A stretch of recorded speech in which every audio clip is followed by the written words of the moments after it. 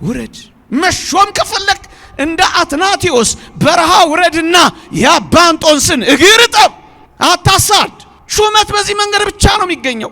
የአባ እንጦንስን በገበቴ እጁን አስታጥበው ነበር ይላል አባ አትናቴዎስ። እኔ ለዚህ ታላቅ ሹመት አገልግሎት የማልቀባ ማልጠቅም ነኝ። ሸሸ። ሽሻት ትከተላለች። አሁን እየተከተሉ አንገቷን መያዝ አይደለም ሹመት፣ መሸሽ። ባልንጀራህን ካንተ ይልቅ እንዲሻል በትህትና መቁጠር ከጀመርክ ባልንጀራ ካንተ ይልቅ በሌሎች ሰዎች ሲከበር ብታይ አትከፋም። ምክንያቱም አስበልጠዋላ፣ ምክንያቱም አስቀድመሻታላ። ዓለም ቢያጨበጭብላት አንተ በጥፊ አትመታትም፣ አብረህ ታጨበጭብላታለህ። ምክንያቱም እሷ እንድትሻል በትህትና የምትቆጥር የጌታችን ሐሳብ ያለ ክርስቲያናዊ ሰው ነው። በዚህ ውስጥ ጸብ የለም ወዳጄ። ይሄ ያስቀደምከው ባልንጀራ ምናልባት ተሳስቶ በንቀት እንኳን ቢያይህ በዚህ ውስጥ ቁጣና ቅናት ባንተ ውስጥ አይቀጣጠልም።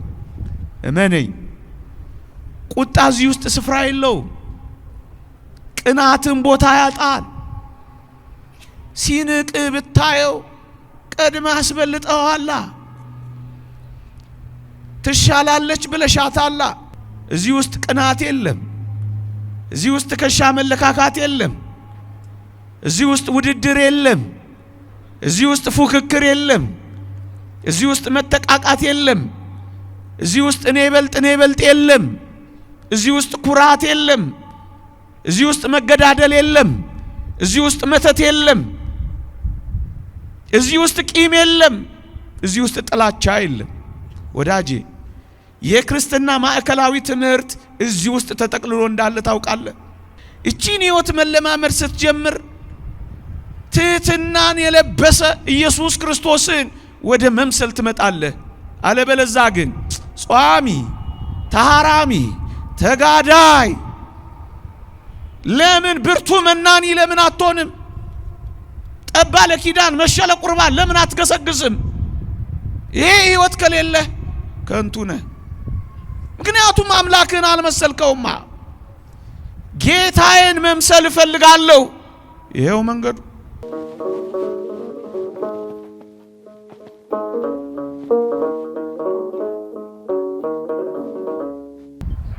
በስመ አብ ወወልድ ወመንፈስ ቅዱስ አሃዱ አምላክ አሜን። ክቡራን አበው መነኮሳት፣ ክቡራን አበው ካህናት፣ መምህራነ ወንጌል፣ ሊቃውንተ ቤተ ክርስቲያን፣ ዘማሪያን፣ የተወደዳችሁ የእግዚአብሔር ቤተሰቦች ምእመናንና ምእመናት በልዑል እግዚአብሔር ስም እንደምን ሰነበታችሁ? እንደምን አላችሁ? በምህረቱ ያልተለየን፣ እንደ በደላችን ያልከፈለን፣ እንደ ኃጢአታችን ያልተቆጣጠረን፣ ይቅር ያለን፣ ይህንን ዕለት ለምስጋና ለውዳሴ ቃሉን ለመስማት እድል የሰጠን የአባቶቻችን አምላክ የእኛም አምላክ ልዑል እግዚአብሔር ዘላለማዊ ስሙ የተመሰገነ ይሁን። ክርስቶስ ተንሥአ እሙታን አሰሮ ለሰይጣን ሰላም ኮነ። ይህ ሐሳብ ለጥቂት ደቂቃዎች እግዚአብሔር ቢፈቅድ የምንማርበት ርዕሳችን ነው። የሐዋርያው የቅዱስ ጳውሎስ መልእክት ወደ ፊልጵስዩስ ሰዎች ምዕራፍ 2 ከቁጥር 2 ጀምሮ ያለውን ሐሳብ በዚህ ርዕስ እንማራለን። ይህ ሐሳብ ቅዱስ ጳውሎስ በዚህ ትምህርቱ እንዲህ ይላል። በጌታችን በኢየሱስ ክርስቶስ ዘንድ የነበረ ይህ ሐሳብ በእናንተ ዘንድ ደግሞ ይሁን ይላል። ከዚህ ኃይለ ቃል ነው ይህ ሐሳብ የሚለውን አጠር አድርጌ ያወጣሁት። በክርስቶስ ዘንድ የነበረው ይህ ሐሳብ በእናንተም ዘንድ ደግሞ ይሁን ይላል። በጌታችን ዘንድ የነበረው በእኛ ዘንድ እንዲሆን የታዘዝነው ይህ ሐሳብ ምንድን ነው? ቅዱስ ጳውሎስ በዚሁ በጠቀስኩላችሁ ቃል ነገሩን በግሩም ሁኔታ ያብራራል። እንዲህ ይላል። እርሱ በእግዚአብሔር መልክ ሲኖር ሳለ ከእግዚአብሔር ጋር መተካከልን መቀማት እንደሚገባ ነገር ሳይቆጥር ራሱን አዋረደ ይላል።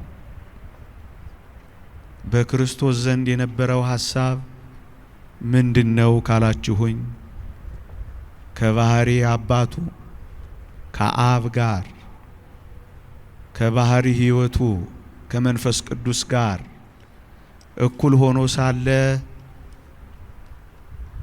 ዝቅ አለ ነው ሚለን።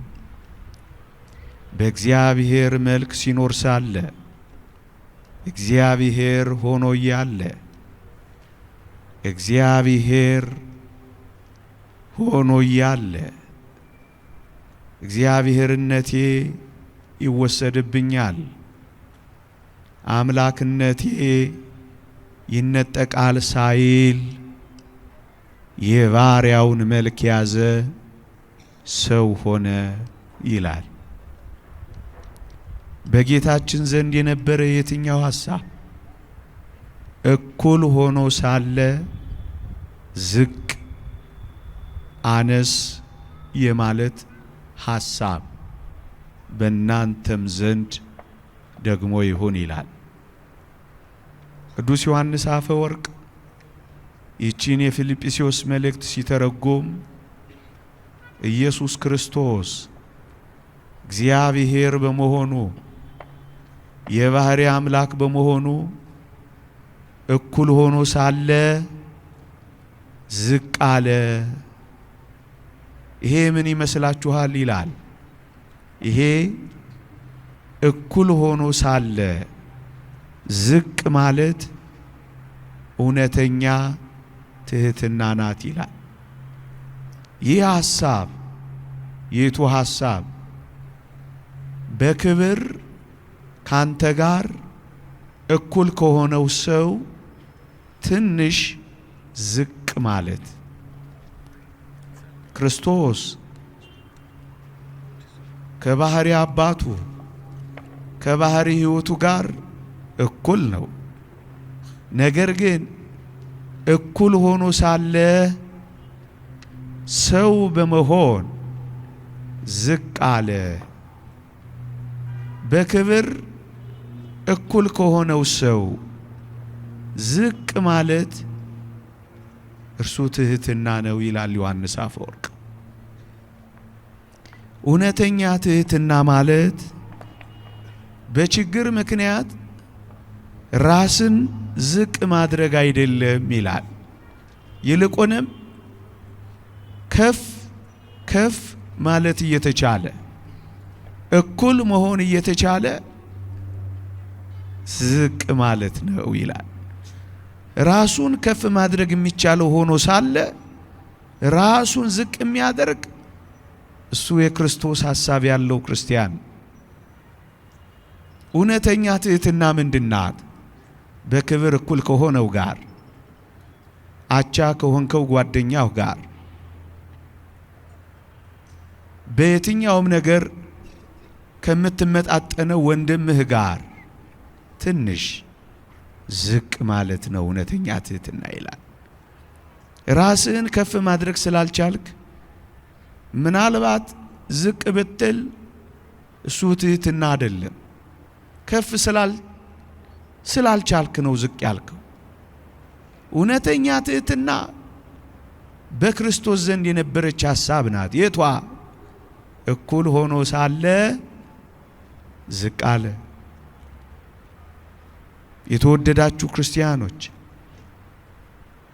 ኢየሱስ ክርስቶስ እግዚአብሔር ባይሆን ኖሮ ቅዱስ ጳውሎስ ስለ ትህትና ምሳሌ አብነት አድርጎ ኢየሱስ ክርስቶስን እዚህ ጋር አያመጣውም ነበር።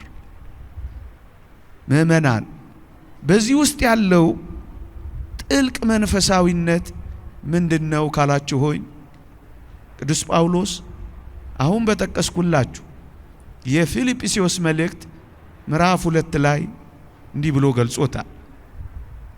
ባልንጀራህ ካንተ ይልቅ እንዲሻል በትህትና ቁጥር ብሎ ዘግቶታል። ወዳጄ እውነተኛ የክርስቶስ ሐሳብ በእኔና በአንተ ዘንድ እንዲሆን ከፈለክ ባልንጀራህ፣ ወንድምህ፣ ጓደኛህ ካንተ ይልቅ ጥቂት እንዲሻል በትህትና መቀበል። ወንድሜ ከኔ ይሻላል፣ እህቴ ከኔ ትበልጣለች። በክርስቶስ ዘንድ የነበረ ሐሳብ ይሄ ነው። ምእመናን በዚህ ሐሳብ ውስጥ ለሚኖሩ እውነተኛ ክርስቲያኖች የማይቋረጥ ሰላም አላቸው። ምን ማለቴ ነው? ባልንጀራህን ካንተ ይልቅ እንዲሻል በትህትና መቁጠር ከጀመርክ ባልንጀራህ ካንተ ይልቅ በሌሎች ሰዎች ሲከበር ብታይ አትከፋም።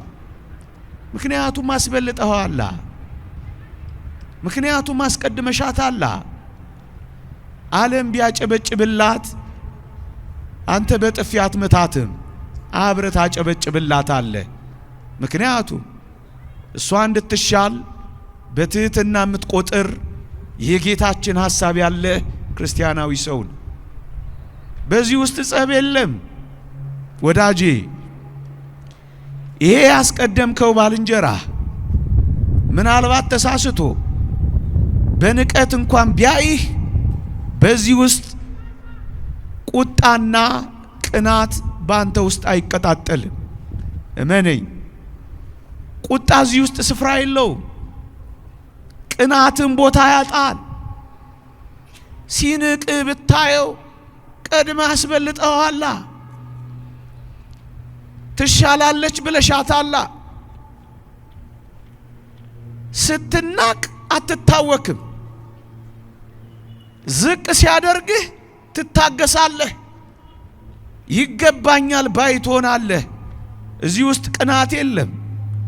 እዚህ ውስጥ ትከሻ መለካካት የለም። እዚህ ውስጥ ውድድር የለም።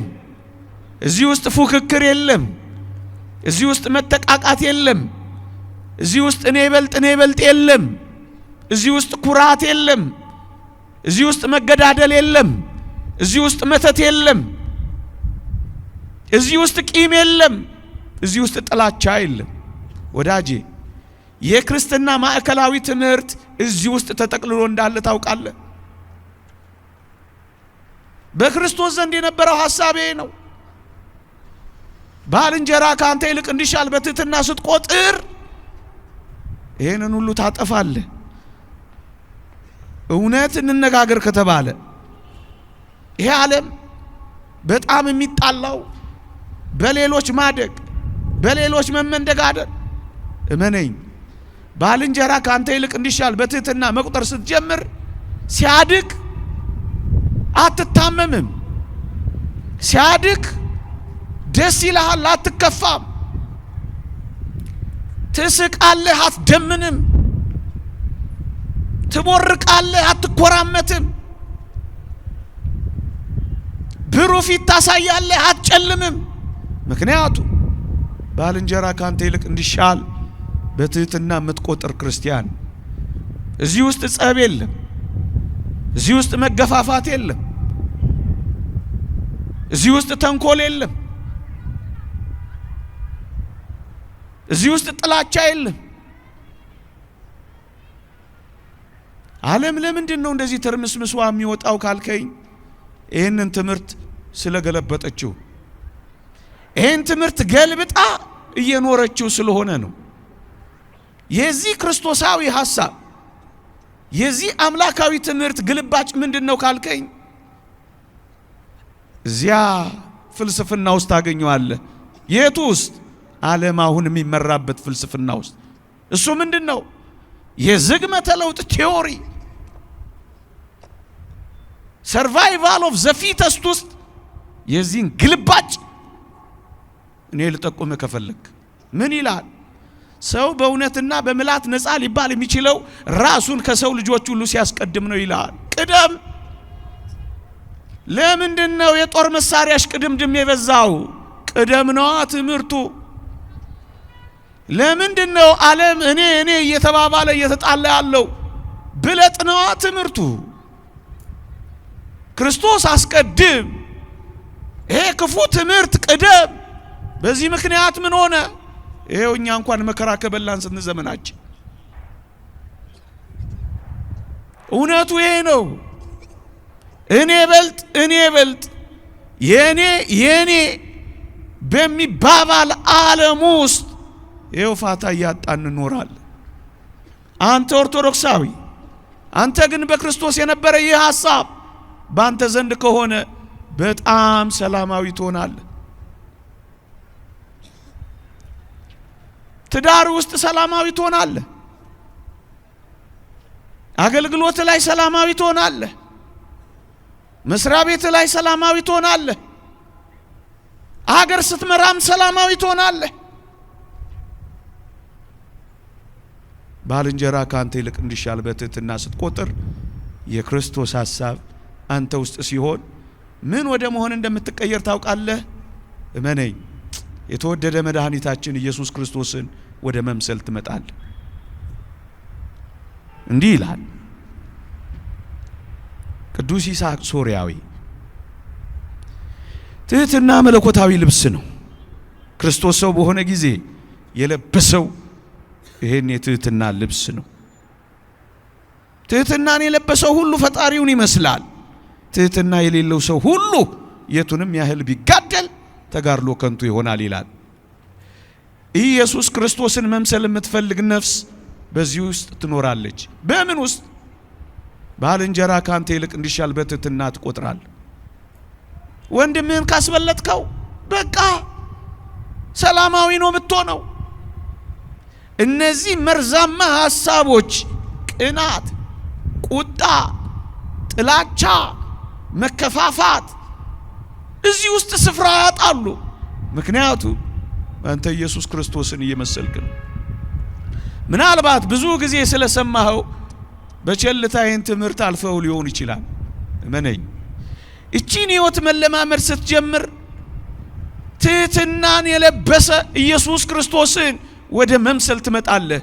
አለበለዛ ግን ጿሚ፣ ተሃራሚ፣ ተጋዳይ፣ ለምን ብርቱ መናኒ ለምን አትሆንም? ጠባ ለኪዳን መሸለ ቁርባን ለምን አትገሰግስም? ይሄ ሕይወት ከሌለ ከንቱ ነህ። ምክንያቱም አምላክን አልመሰልከውማ። ጌታዬን መምሰል እፈልጋለሁ። ይሄው መንገዱ። ሰዓት ስለሌለኝ እንዳላበዛባችሁ በክርስቶስ የነበረ የሐሳብ በእናንተ ዘንድ ደግሞ ይሁን። ይህ ሐሳብ የቱ ሐሳብ? የትህትና ሐሳብ። ምእመናን፣ ቅዱስ ባስልዮስ የተባለ ሊቅ እንዲህ ይላል፣ እውነተኛ ክርስቲያናዊ ሕይወትን ለመኖር ይልቁንም አስደናቂ በሆነች ትህትና ጌታውን ለመምሰል የሚጥር አንዲት ነፍስ እንደዚህ ብላ ታስባለች። ሁሉን ከእግዚአብሔር እንደተቀበለች ታምናለች። ደግሞአለሁ፣ ሁሉን ከእግዚአብሔር እንደተሰጠው የሚያምን ክርስቲያን ትሁት ነው የሚሆነው። ባስልዮስ ዘቂሳርያ የያዝከው በጎ ነገር ሁሉ የእግዚአብሔር ስጦታ መሆኑን ዘንግተህ በእጄና በጥበብ ያገኘሁት ካልክ በትዕቢት ወድቀሃል። የሰጠህ እግዚአብሔር መሆኑን ማወቅ የትህትና መጀመሪያ ይሆናል ይላል። የትህትና ሕይወትን መጀመር እፈልጋለሁ ካልክ የሰጠህ እግዚአብሔር መሆኑን ታውቃል። በዚህ ውስጥ በራስ መመካት ይጠፋል። በዚህ ውስጥ እዩኝ ማለት የለም። በዚህ ውስጥ ደግሞ ሌሎችን መናቅ አይታሰብም። በዚህ ውስጥ መታበይ የለም። በዚህ ውስጥ ኩራት የለም። በዚህ ውስጥ መኮፈስ የለም። ለምን? የተመጸወትክ ብቻ ነህ። አንተ የተሰጠህ ነህ። የተዋስከው ነው። የተበደርከው ነው። የተሰጠህ ብቻ እንደሆንክ ስታስብ ኩራት ልብ ውስጥ አይገባ። እቺን ዓለም ምንድነው እንደዚህ እንደፊኛ የነፋት ካላችሁኝ፣ ኩራት፣ አለሁ ባይነት፣ ሁሉን እችላለሁ አደርጋለሁ ባይነት። ሌላ ምን መስላችኋል? የራሷ መስሏታል። እንደ ተቀበልክ ስታስብ ትሁት መሆን ትጀምራለህ። በቅድም ውስጥ ከሰው ጋር በጣም ሰላማዊ ትሆናለህ። ምድርንም ኮሽታ ያክል እንኳን የማይሰማት ጭምት ወደ ማድረግ ትቀይራለህ። በዚህ ውስጥ ከራስ ጋር ሰላም ትሆናለህ። ሁከት የለህም። ይሄ ምን ማለት መሰላችሁ? እግዚአብሔር የቱንም ጸጋ እንደሰጠህ ካመንክ ትዕቢትን ታራግፋለህ። እንደ ተቀበልክ ግን ከረሳህ ትዕቢተኛ ትሆናለህ። በተሰጠህ ነገር መመካት ስራ ከሆነ እመነኝ በጣም ተመጻዳቂ ትሆናለህ። በተሰጠህ ነገር ማመስገንማ ከተውክ አንተ ወደ ዲያብሎስነት ትቀየራለህ። ለምን? በውበት ምክንያት ልብ ኮርቷል። ከክብርህም የተነሳ ጥበብን አረከስክ፣ በምድርም ላይ ጣልኩ ይለዋል። በውበቱ ምክንያት የኮራው የተሰጠው እንዳልሆነ ረስቶ እኔ ፈጠርኳችሁ ያለው ከዲያብሎስ በቀር ማን ነው? ቀና ብለህ ካላየህ እመነኝ በልብ ኩራት ትወድቃል። እኔና እናንተ በምን መኩራት ጀምረናል? እግዚአብሔርም ሊጥለን በምን ቀርቧል? ይሄንን ነው የተሰጠህ እንደሆንክ ብቻ ማመን ስትጀምር ትህትናን መጀመር ትችላለህ። ወዳጄ ያልኩት ያለውት መልካም ነገር አለህን? እግዚአብሔርን አመስግንበት። የተሰጠህ እንደሆነ ወቀው። ሀብት ካለህ እግዚአብሔር የሰጠህ አንተም አከፋፋይ ብቻ እንደሆንክ ተረዳው። ዕውቀት ካለህ የዕውቀትና የሕይወት ምንጭ ከሆነው ከእግዚአብሔር የደረሰ እንደሆነ ወቀው። ማዕከልህን ራስህ አታድርገው። ማዕከሉ እግዚአብሔር መሆኑን እወቀው። ቅዱስ ጳውሎስ አንተ እንድትበልጥ ማን አድርጎሃል? ያልተቀበልከው ምን አለህ? የተቀበልከውን ግን እንዳልተቀበልክ የምትመካው ምንድነው ይላል። ምን ያስመካ?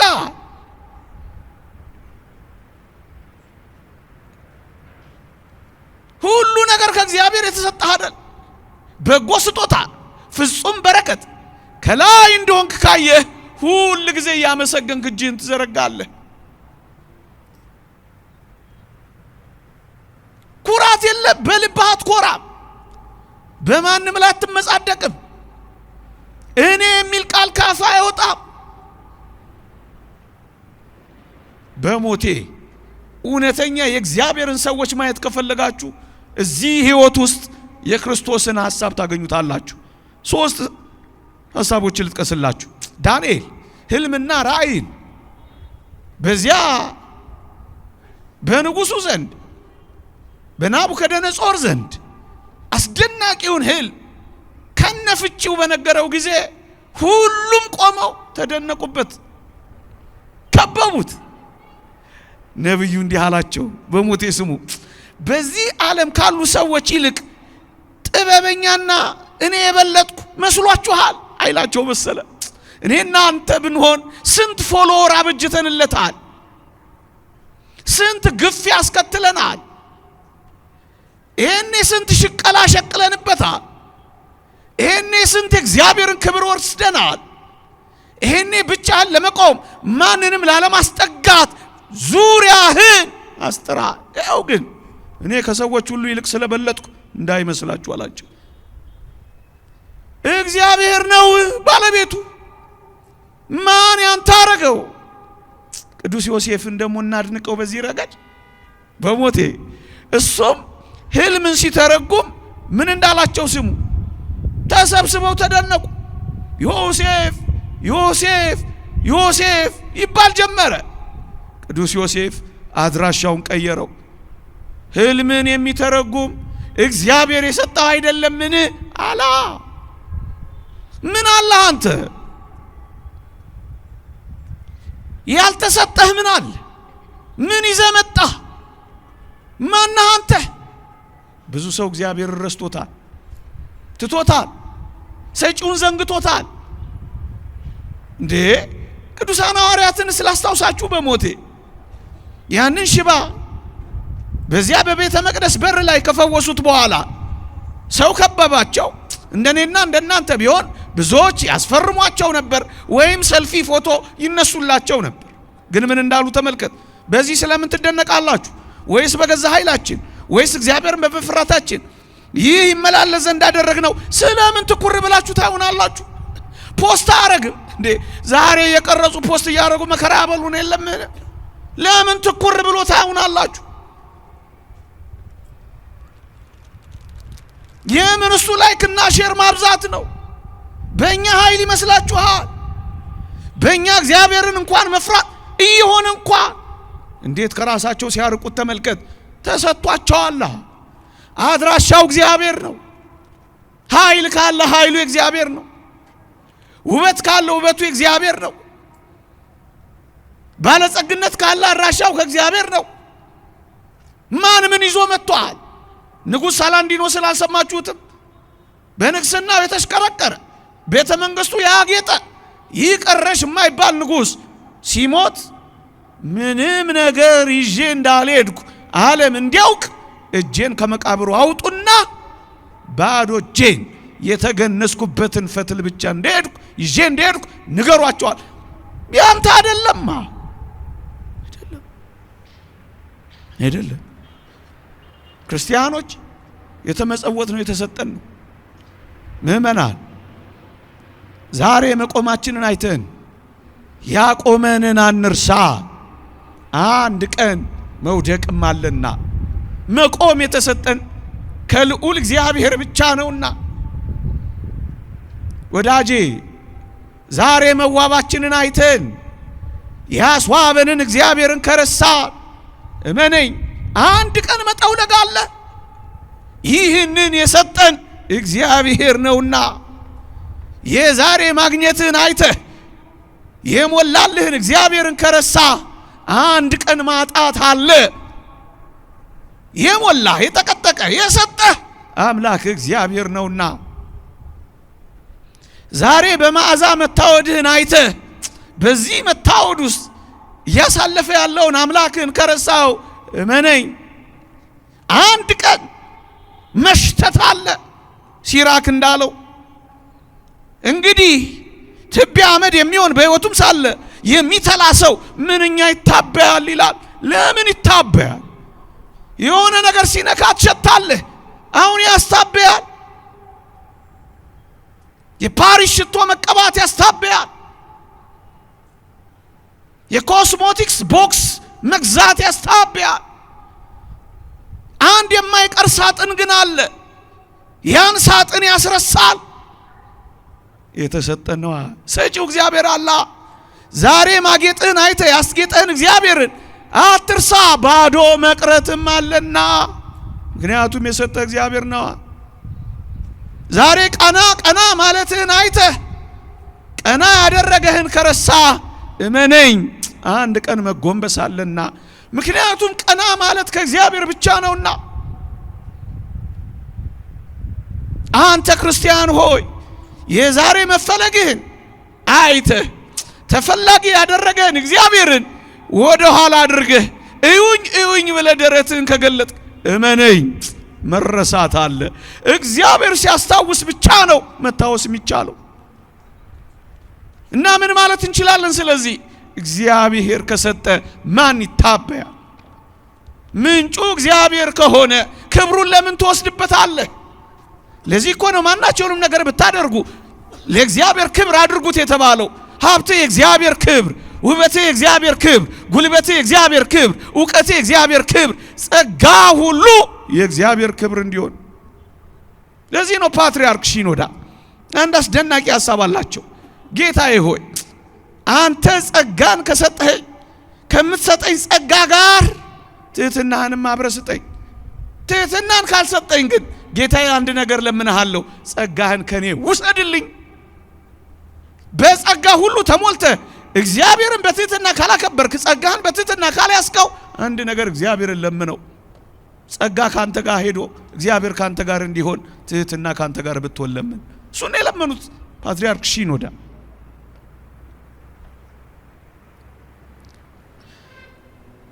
ክርስቶስን ስለምታስመስለን ይህን ሐሳብ ስናወራ ፍጹም መሆን ከወደድክ ደግሞ አንድ ምስጢር ልንገርህ። አባቶቻችን ያሉ ፍጹም መሆን ትወዳለህ? ፍጹማዊ ክርስቲያናዊ ሕይወት መኖር ትወዳለህ? እንዲህ ይላሉ አባቶቻችን፣ ወፍጻሜ ትሕትና ውእቱ ጸዊረ ውዴታ ሐሰት። ፍጽምት የሆነች ፍጹም የሆነ ትሕትና ማወቅ ከፈለክ ደግሞ ይላሉ በሐሰት ሲናገሩብህ ያላደረከውን አደረክ ሲሉ ደስ ይበልህ፣ እሰይ ይበል። ማስተባበያ ስትሰጣት ኑር። ይህቺ ውስጥ እንዴት ያለች ፍጽም! ይኸውልህ መጀመሪያ ከሰው ሁሉ ጋር ከዛ ከራስ ጋር አሁን ወደ ፍጽምና ያወጣሃል። ይሄ ፍጽምና ምንድነው? አሁንም ክርስቶስን መምሰል ነው። በአጋንንት አለቃ በቤል ዜቡል አጋንንትን ያወጣል። ዝም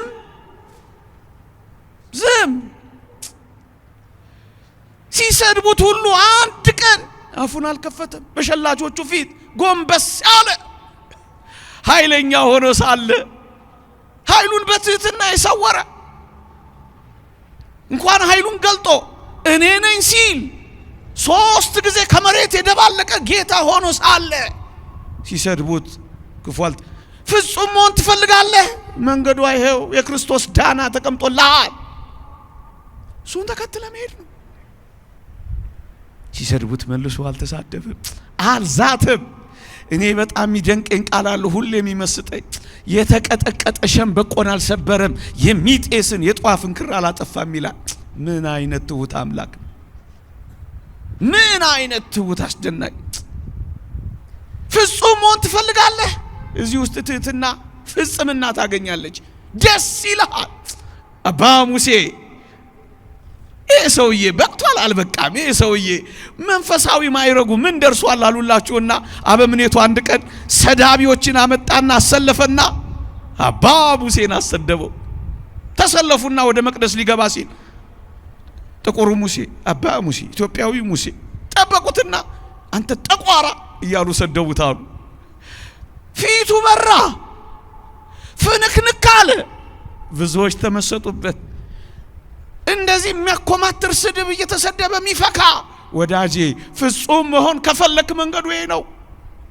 ቂም ስትቋጥር፣ በቀል ስትደምር አትኑር። ይሄንን ካለፍከው በብዙ ሰዳቢዎች መካከል አንተ ሰላማዊ ትሆናል። ምን አይነት ህይወት ነው ይሄ?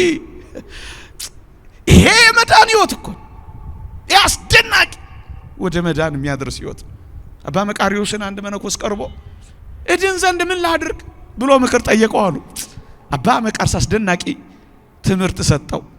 መዳን ትፈልጋለህ? አዎ ና አለና ወደ መቃብር ቦታ ወሰደና እነዚህን በመቃብር ውስጥ ያሉትን ሙታን ሙልጭ አድርገህ ስደባቸው አሉ። ሄደና እንዳይሽሩ አድርጎ ሙልጭ አድርጎ አቀመሳቸው፣ ሰደባቸው። መጣ። ምን አሉ? ኧረ ምንም አላሉኝም። በል ደግሞ ሄዳ አመስግናቸው። አውድሶ አመስግኖ ተመለሰ። ምን አሉ? ምንም። መዳን ከፈለግ አንተም እንደዚህ ሁን፣ እንደ ሞተ ሰው ሆነ ተለማመድ አሉ። እንዴት? በመክበርም በመዋረድም ጊዜ ያው ስትከበር ፍንቅንቅ አትበል፣ ስትዋረድ አትደንግጥ።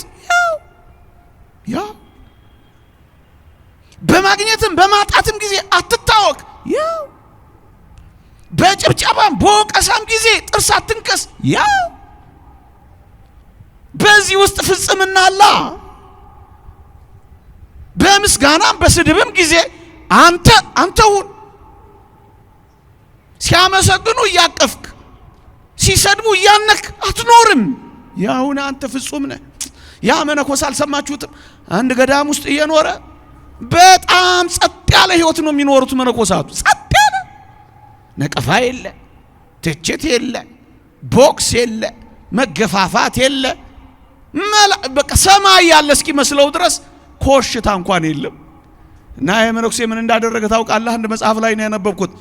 ስድብ ያለበት ገዳም ፍለጋ ተንከራተተ። ደግሞ ስድብ ፍለጋ ሰዳቢዎች ጋር ሂዳሉ። በአቅም ነው የሚኖረው። እናቴ ማዌ በአቅምሽ አልሚ ብለዋቸው የለ።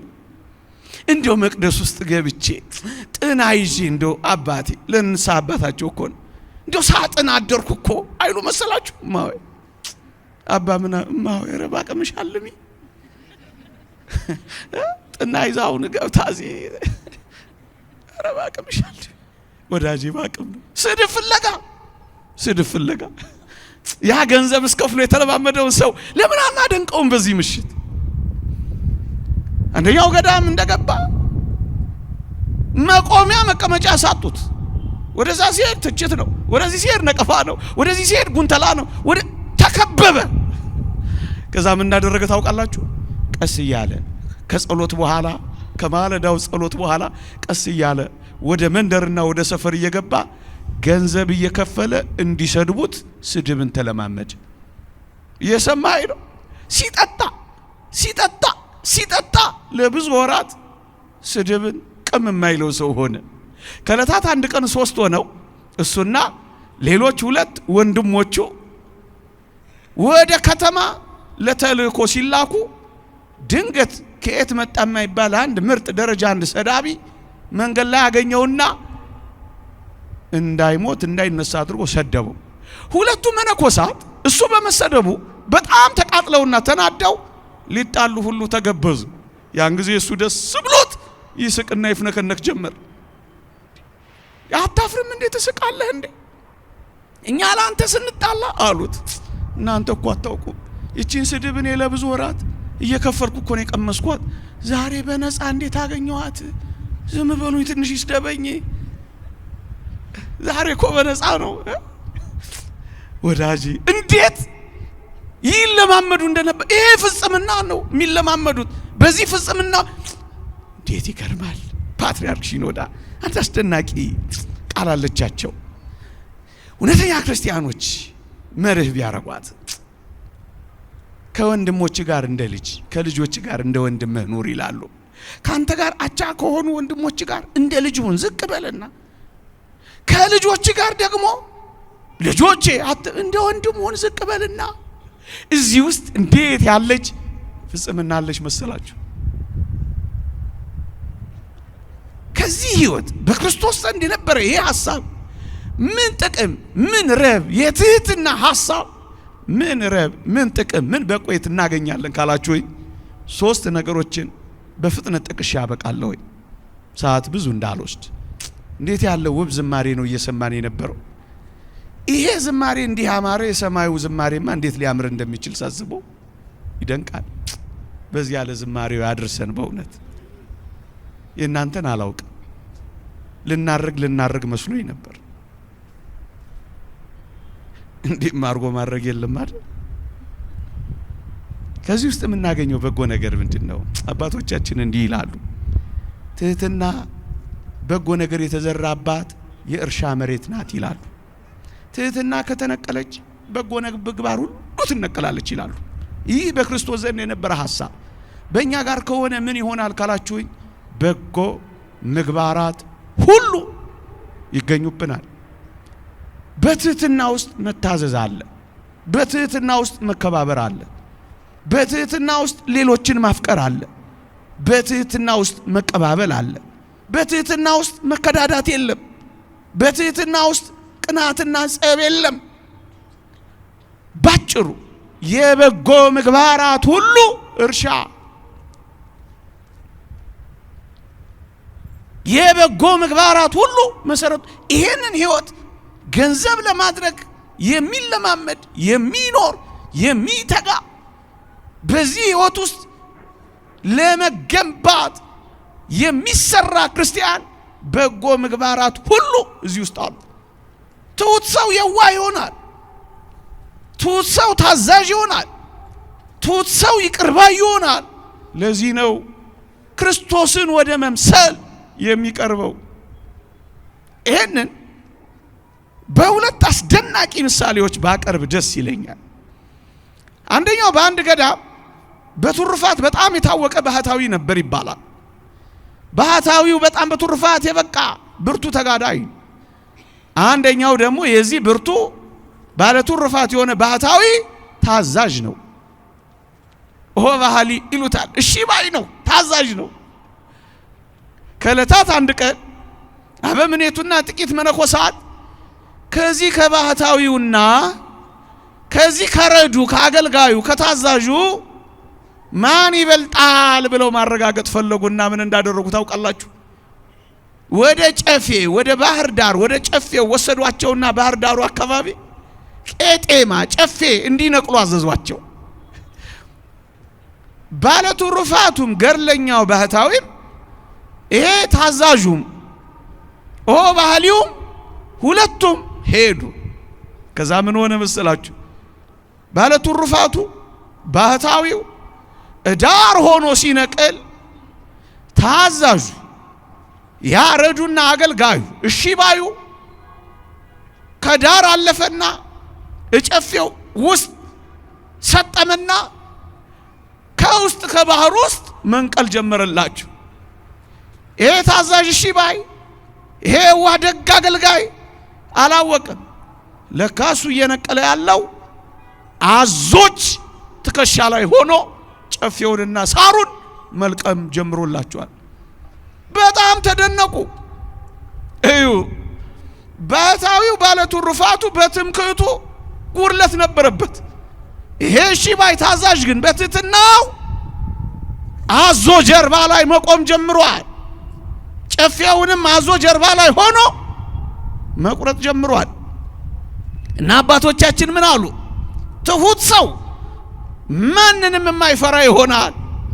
ክፉ ሰዎችን፣ እንስሳትን፣ አጋንንት እንኳን አያስፈሩትም ትሁትን ሰው። እንዴ በኃያላን ላይ ይቆማል፣ በእንስሶች ላይ ይረማመዳል። ማር ወቅሪስ ያለውን ስማ። ትሁት ሰው ፍርሃት የሌለበት ሆኖ ይኖራል ይላል። በጎ ምግባራት የተሳሰሩ ናቸው። ትህትና ውስጥ የሚኖር በትህትና ውስጥ የሚኖር የበጎ ምግባራት ማሳ ውስጥ የገባ ነው። ፍርሃት ውስጥ የለም። እንስሳት ይታዘዙታል፣ ሰዎች ይገዙለታል፣ በቃሉ ያደምጡታል፣ በመጎሱ ይሩድለታል። እዚህ ውስጥ ፍርሃት ይጠፋል። እንዴት ይደንቃል! እንዴት ይደንቃል! በትሩፋት ውስጥ ካለች መመካት ይልቅ በትህትና ውስጥ ያለች አስደናቂ አገልግሎት እንዴት እንደደመቀች ተመልከታት። ምንድነው ሌላ የሚገኘው ጥቅም ካልከኝ፣ በጣም አስደናቂ ጥቅም ደግሞ ነግሬ አጠቃልላለሁኝ። መቼም እርግጠኛ ነኝ እግዚአብሔር ካንተ ጋር እንዲኖር ዲያብሎስም ካንተ እንዲርቅ በእርግጠኝነት ትፈልጋለህ። መጽሐፍ ቅዱስ የሚለን ይሄ ነው። እግዚአብሔር ከትሑታን ጋር ይኖራል። እግዚአብሔር እንዲመለከተው የሚፈልግ ሰው ትሑት ይሆናል። የእግዚአብሔር ቃል ወደዚህ ወደ ትሑት በቃሌም ወደሚንቀጠቀጥ መንፈሱም ወደ ተሰበረ ሰው እመለከታለሁ ሲል አልሰማህም?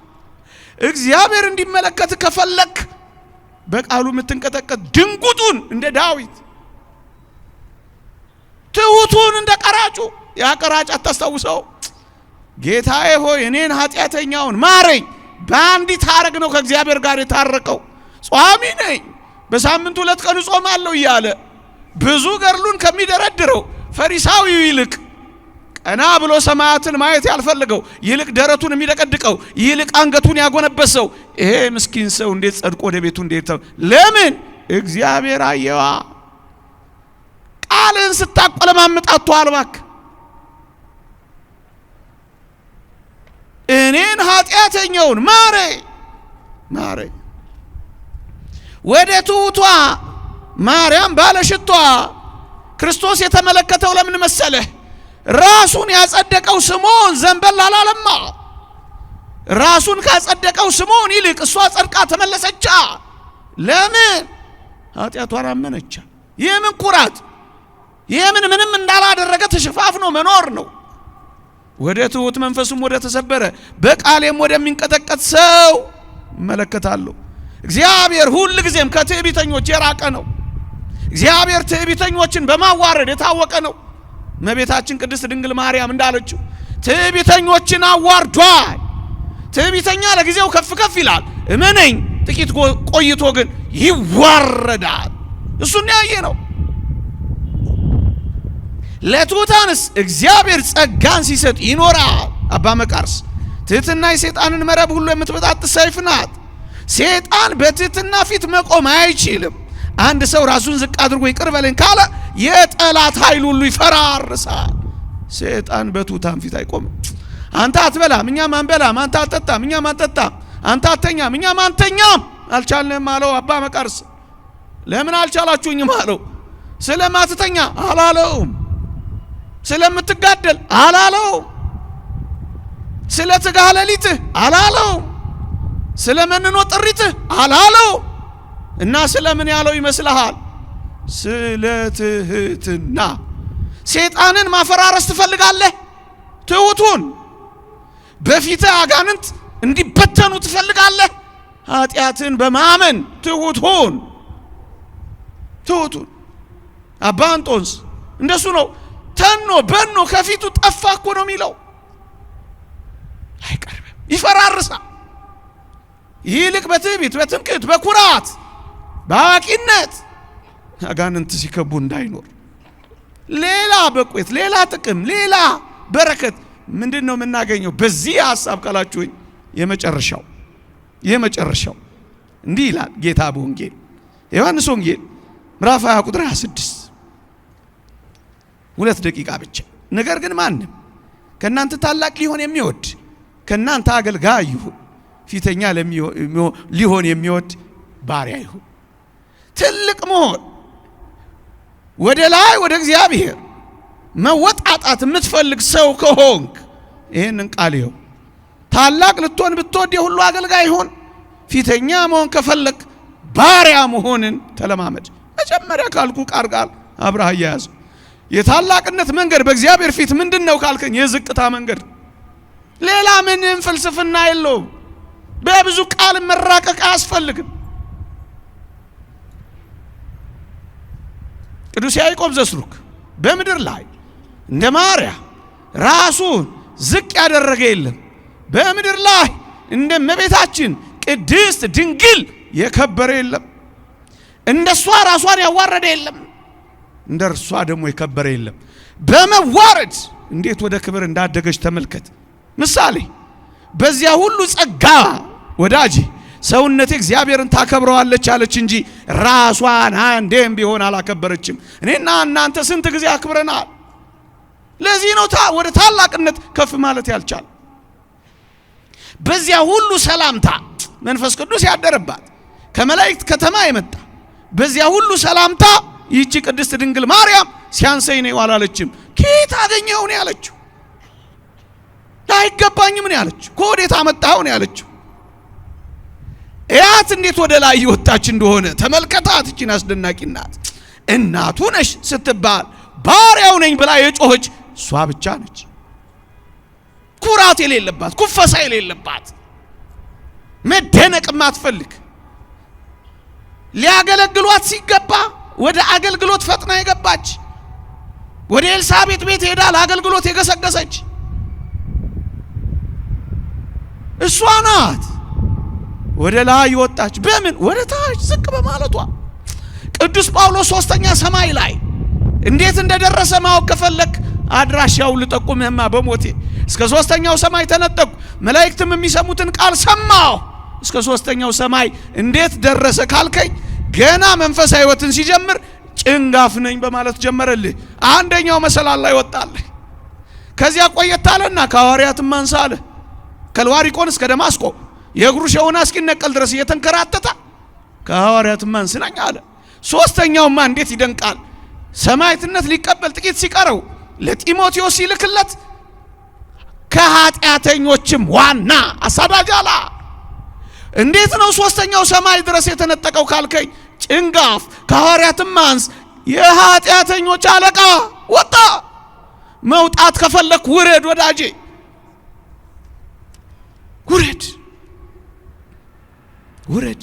መሾም ከፈለክ እንደ አትናቴዎስ በረሃ ውረድና የአባንጦንስን እግር እጠብ። አታሳድ። ሹመት በዚህ መንገድ ብቻ ነው የሚገኘው።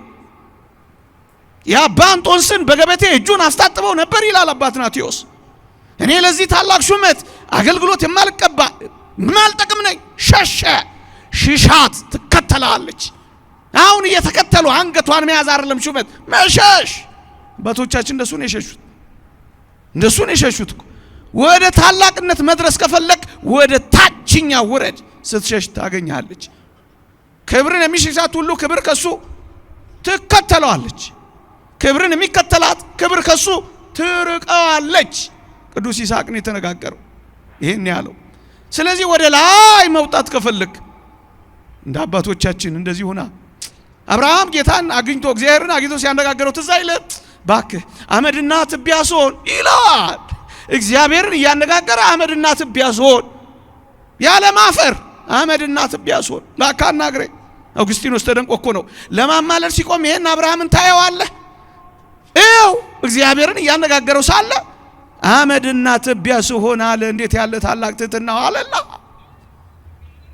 እግዚአብሔር ጋር መድረስ ከፈለክ እንደ መላእክት በሁለት ክንፎች እግርን ሸፍን፣ በሁለት ክንፎች ፊትህን ሸፍን። ልታይ አትበል። ልቅደም አላይህም። ማትታይ አልደርስብህም።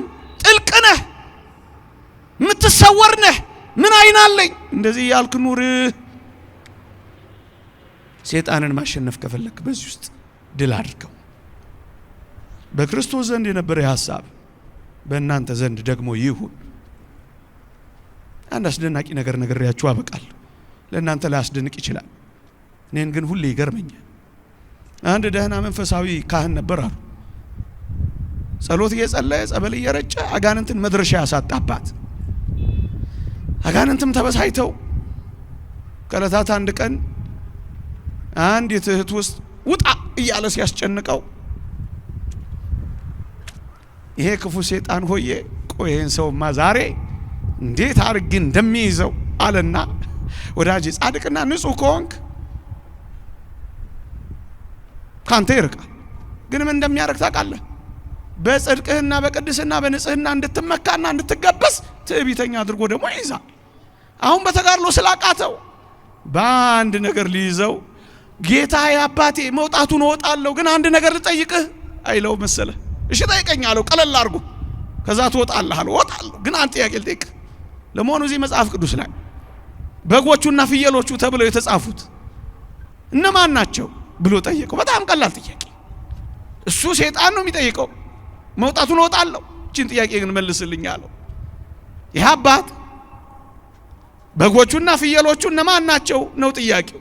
ይህ አባት እንዲል የፈለገው በጎቹማ እኛ ነን፣ ፍየሎቹማ እያለ ሌላው እንዲንቅልነት እንዲያቅ በዚህ በግብዝነት ሊይዘው በትዕቢትም ሊጥለው በትምክህትም ሊያስረው ነበር የፈለገው።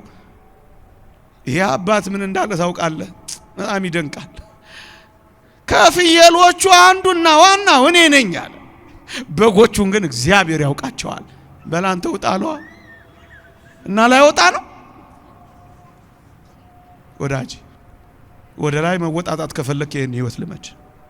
ፍጹም መሆን ከፈለክ ይህንን ህይወት ውደድ። ክርስቶስን በምታስመስል ህይወት መኖር ከፈለክ እቺን ህይወት ተከተላት። የትህትናን የመጀመሪያ ህይወት መኖር ከፈለክ እግዚአብሔር የሰጠኝ ሰው ነው፣ እኔ በጣም ምንም የሌለኝ ምስኪን ነኝ ይበል። ይቆየን። በክርስቶስ ዘንድ የነበረ ሐሳብ በእናንተ ዘንድ ደግሞ ይሁን። አሜን።